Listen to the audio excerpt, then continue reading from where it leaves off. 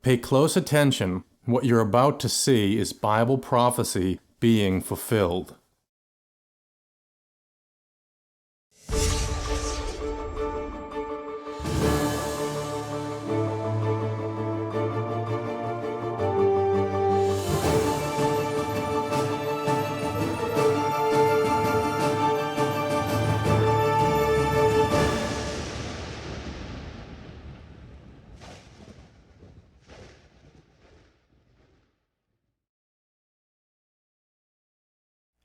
Welcome to another edition of YPN News, bringing you news as it relates to Bible prophecy and foretold by Yeshua Hawkins. Well, of course, we've got more sanctions by the United States in the news. As we talked about, mentioned before, of course, Iran's been a big topic, but the U.S. is saying anyone who deals with Iran as well can receive those same sanctions. There's some negotiations going on regarding Iran, and of course, we have the much anticipated Middle East peace deal, as it's been called the deal of the century, and what's in it for the Palestinians. Well, first we start off with the U.S. and its warning to the EU regarding trade sanctions with Iran. The U.S. Treasury letter to INSTEX president stated, engaging in activities that run afoul of U.S. sanctions can result in severe consequences, including loss of access to U.S. financial system. Well, INSTEX was designed by the EU to get around previous U.S. sanctions with Iran. It was established by France, Germany, and the UK for non-dollar transactions with Iran and enables countries to trade outside the U.S.-dominated global market. Bruno Le Maire, the French financial minister, said, yes, there is American pressure. It's strong, and very direct on the subject. Iran is constantly threatening to break the agreement, and that doesn't facilitate the possibility of trade. Now, Iran also is bringing on more heat into this already fiery topic. That's right. Iranian Foreign Minister Mohammad Javad Zarif said, we believe that the Europeans must think long-term or long-time efforts to fulfill their commitments. They are lagging behind, and they should not imagine that the Islamic Republic will continue to wait for them and wonder how much time the Europeans need to set up preliminary mechanisms. Well, if you remember, the U.S. pulled out of the 2015 nuclear deal with Iran. Then it put sanctions on Iranian oil and said that any company doing business with Tehran would also be sanctioned. Now, one political commentator said that he thinks the European countries want to reduce U.S. domination. Now, the U.S. is setting records for natural gas production, and the U.S. Secretary for Fossil Energy, Stephen Winberg, said, I am pleased that the Department of Energy is doing what it can to promote an efficient regulatory system that allows for molecules, as he said, molecules of U.S. freedom to be exported to the world. Well, the U.S. Secretary of Energy, Rick Perry, said 75 years after liberating Europe from Nazi Germany occupation, the United States is again delivering a form of freedom to the European continent, comparing the delivery of natural gas to delivering them from Nazi Germany. Interesting. Well, this has been the goal of the Trump administration, to monopolize the European gas supply chain, and the U.S. has been increasingly more aggressive at doing so. Now, Trump has spoken many times with leaders regarding countries making deals with Russia, such as Germany, to supply natural gas, saying, you're supposed to be guarding against Russia, and Germany goes out and pays billions and billions of dollars a year to Russia. Well, a German economist, Eichhammer, said regarding Washington's moves, if you're covered with sanctions on the car industry, the banks, for the German chemical industry, and so on, and they, referring to the United States, tells them that they have to keep their freedom by relying on the same person that cracks your economy down, I'm sorry, this can't be honest.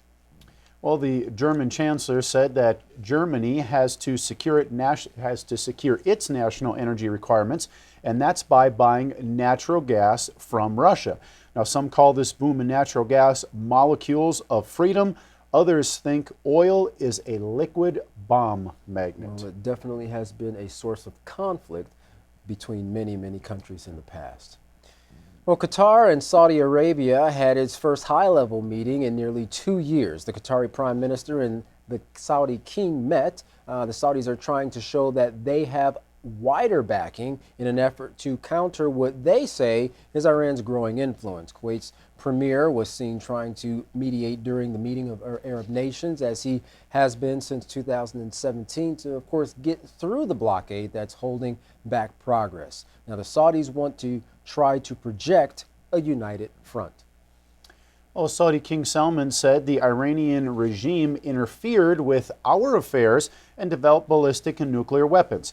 It affects navigation and international oil. Now, this is a naked aggression against our stability and international security.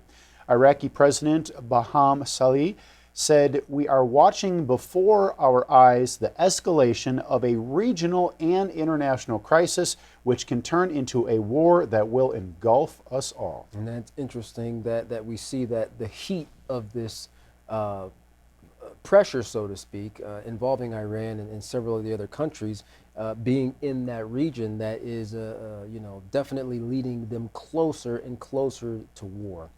Well, the Saudis are showing any sign of letting up, though. They're not showing any signs of letting up. They're calling on Iran, them along with other Gulf nations, to respect international law and not interfere with internal affairs.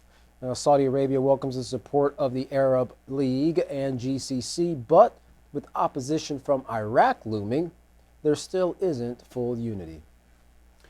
Well, we now turn to our field correspondent, Larry McGee, who is covering several stories for us. But the first one regarding that 2015 nuclear agreement with Iran, and the EU foreign policy chief, Federica Mogherini, made some comments before a meeting she had with some of her other German counterparts there.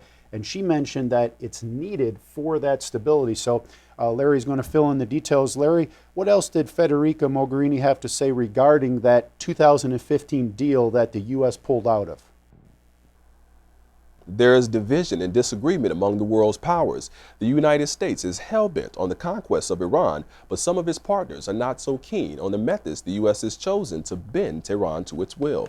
As a prime example, EU policy chief Federica Mogherini recently went on record as saying that the European Union continues to fully support the full implementation of the nuclear deal with Iran. The diplomat spoke with reporters before a Council of Affairs meeting in Brussels, where she spoke of an impending meeting between herself and the foreign ministers of France, Germany, and the UK to best discuss how to continue in supporting the full implementation of the deal. Ms. Mogherini stated further that for the EU, the agreement remains a key pillar of security in Europe. As usual, the High Representative and several of her colleagues emphasized the importance of dialogue as a means of avoiding an escalation, especially in the face of an alleged non-compliance by Iran to certain terms of the agreement. Along with dialing back its compliance, Tehran has reportedly also been seeking to amend the nuclear deal with new stipulations, which prompted a message of warning from certain diplomats. In the end, Britain's foreign minister says that all parties involved need to make sure not to put Iran back on the path to nuclearization, because that will produce a ripple effect of its neighbors wanting to nuclearize as well in a region which is already the world's most unstable. Some analysts might say it's becoming more unstable by the day, as is demonstrated by recent threats lobbed by the Islamic Revolutionary Guard at the United States. The military unit scoffed at the opportunity for talks offered by President Trump, talks which reportedly hold the possibility for reduced sanctions in exchange for Iranian compliance. And offering a few words on the battle group which the U.S. recently sent to the region, the commander for the IRGC's Aerospace Division commented that in times past, an aircraft carrier with 40 to 50 planes and a crew of 60,000 was a serious threat for Iran. But now, he says, the threats have switched to opportunities. If America makes a move, the commander stated, the IRGC will hit them on the head. The comment was also reportedly backed by the Ayatollah, who was said to have stated that the U.S. fleet could be destroyed with one missile. For YPN News, I'm Larry McGee. Good time, Jeff. Back to you. Yeah, well, like we mentioned earlier, the very things that Larry talked about, we see that escalation towards war building up in that region. And of course, with the fleet moving into that area, it doesn't seem like they're preparing for peace. It doesn't look like they're preparing to bring about some type of solution that'll be beneficial for both sides. Right, and even the comments that some of the Iranian commanders are making, that they're not too concerned about it either. No, It seems like they are ready to deal with it. That's right. Well, it's been 1 year since Washington made the decision to move its embassy from the city of Tel Aviv to Jerusalem. While some critics are calling it a symbolic gesture, David Friedman, the U.S. ambassador to Israel, rejected the idea, calling it a validation by the strongest nation in the world. Well, Ambassador Friedman spoke at an Israeli celebration where the Prime Minister was in attendance to mark the historic event. Now, Friedman went on to explain just how strong the U.S. is, not just militarily, but he added economically, morally, and ethically. Interesting. He went on to say, we have much more to do to strengthen the relationship with Israel. Some say our most important ally in the region. Well, I would take out the word region. Friedman continued by explaining that Israel is getting stronger because they continue to strengthen their relationship with the U.S. And secondly, he said, Israel's strength comes from being on the side of God. Interesting that that came second. Well, Jared Kushner is back in the Middle East looking for more supporters for the new peace plan, his new peace plan. This time he traveled to Rabat, the capital of Morocco, then on to Amman, Jordan, and finally Jerusalem. But this has not been an easy deal to broker between the Israelis and the Palestinians since President Trump recognized Jerusalem as Israel's capital at the end of 2017. The Palestinian Authority has boycotted the Trump administration. While details of Kushner's peace plan have been kept very quiet, the economic conditions will be as outlined at a press conference in Bahrain coming up on the 25th and 26th of June. While the U.S. is hoping the Palestinians will support the proposal in exchange for financial and logistical support in their territories, the Palestinians have declined their invitation to the summit. Well, one Palestinian official described the situation to reporters saying, "This is an attempt to force an economic solution over a political solution. The Palestinian people want to end the occupation, not improve their life under it." Well, Palestinian officials have called President Trump's peace plan a bribe and will not accept trading their national freedom for money. The Trump administration is calling it the deal of a century because it offers billions in investment in exchange for political concessions. Mr. Kushner himself recently said at a dinner event, when we looked at the Palestinians, we said, what are the opportunities they could have? What's been holding them back economically? I think we've built a good business plan. Well, but even though there is talk of tens of billions of dollars being invested for the benefit of the Palestinians, they would have to agree to give up claim to occupied territories in Jerusalem. They would be given their own state called New Palestine, established within the confines of the West Bank and Gaza Strip, but they would not be allowed to have their own army. Jared Kushner and U.S. Special Envoy Jason Greenblatt did make it to Jerusalem this week and had a meeting with Prime Minister Benjamin Netanyahu to discuss the president's deal of the century for Mideast peace. The meeting was held just a few short hours after the announcement that there would be a new election in Israel because Netanyahu failed to form his coalition government before the deadline.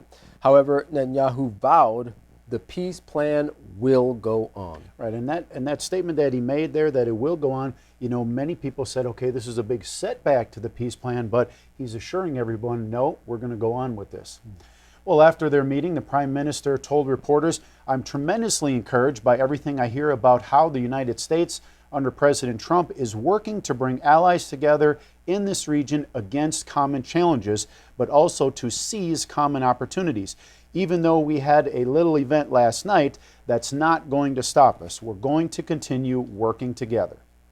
Well, Kushner and Greenblatt also reiterated that the political climate in Israel will not stop the conference scheduled in Bahrain. Chris Mitchell, a journalist at CBN News, has been following the peace process for the last 20 years and sees something different in this plan. He stated the economic part of this peace plan is really, I think, central to what's going on. I think it's different from any other peace plans in the past.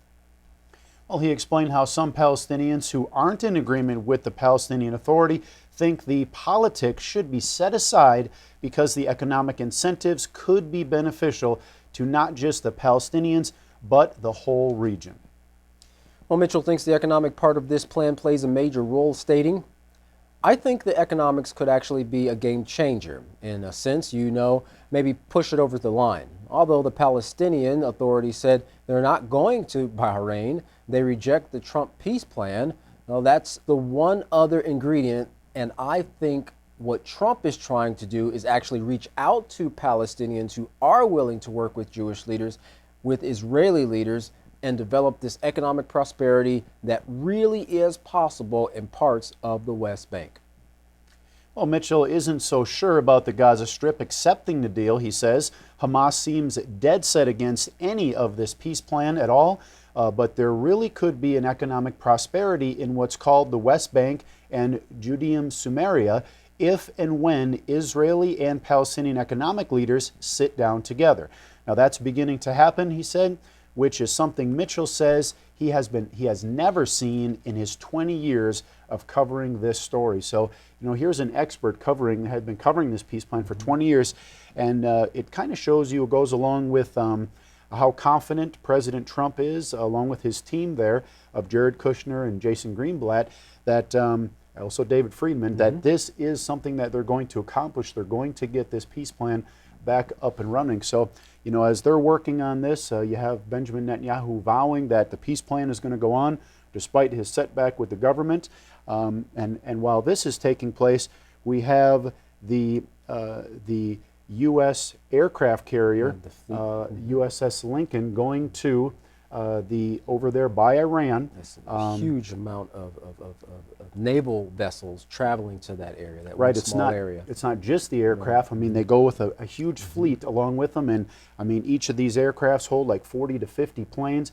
They're very loaded, but going back to Larry's article there and what he covered, how that one of the commanders of the Islamic Revolutionary Guard said, we would have considered this aircraft carrier a threat before. Now we just look at it as an opportunity. So you can see they've made some big changes, that they're not even concerned at how powerful these aircraft carriers are, and the naval fleet that's going with them. They're ready to take them on. And then you also had that comment by the top cleric saying that we could wipe that whole naval fleet out with one missile. So definitely it looks like we're going to see a huge showdown here in the near future. Yeah, that's for sure. And while on one side, as we mentioned, just got finished with the article, the U.S. is really trying to bring peace to the Middle East, but on the other hand, you have that whole naval fleet moving to the area towards Iran. Interestingly enough, it just kind of brought to mind how excited Benjamin Netanyahu is about this peace plan, when we know, back in '97, he actually was against the peace plan. That was formed with under President Clinton's governorship as United States president at that time. So we can see that there are definitely changes taking place, of course, in regards to the plan of the Middle East. The activities taking place in the Middle East, and a lot of these smaller countries not being afraid of the United States anymore, ready to stand up and fight for what they believe is rightfully theirs. And everything we see is moving closer and closer and closer towards nuclear war. Well, if you'd like to find out more about these stories, the 7-year peace plan that we're talking about and in the news heavily, you can contact the House of Yahweh. When you do, don't forget to request your free Prophetic Word magazine and monthly newsletter. Here's how. Now, to contact the House of Yahweh, you can write them at the House of Yahweh, P.O. Box 2498, Abilene, Texas 79604. You can call them at 1-800-613-9494. You can visit them on any of their websites by going to Yahweh.com, YeshuaHawkins.com, or Yahweh'sBranch.com. You can also visit our website by going to YPNnews.com. You can email the House of Yahweh at info@yahweh.com. And for all calls outside the United States, please dial the number on your screen. And of course, don't forget the free online programs to aid you in studying and understanding the words written in your Holy Scriptures, the Israel Says and Ask Israel program. You can find those by merely going to YisraelSays.com and AskYisrael.com. Well, don't go anywhere. Up next, another exciting message from Yeshua Hawkins. From all of us here at YPN News, I'm Jeffrey Heimerman. And I'm Katan Alexander. Thanks for watching.